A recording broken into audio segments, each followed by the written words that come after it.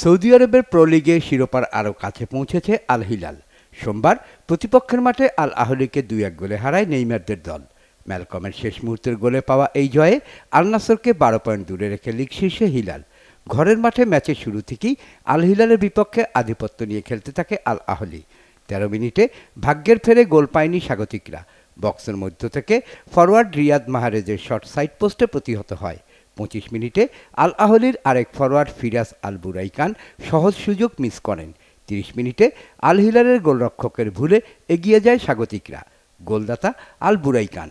গোল শোধ দিতে মরিয়া আল হিলাল ৫২ মিনিটে সফল হয়। ডি বক্সের বাঁদিকের সাইডলাইন থেকে ব্রাজিলিয়ান উইঙ্গার ম্যালকমের উঁচু করে বাড়ানো নিখুঁত পাসে হেডে লক্ষ্যভেদ করেন সার্বিয়ার স্ট্রাইকার আলেকসান্দার মিত্রোভিচ।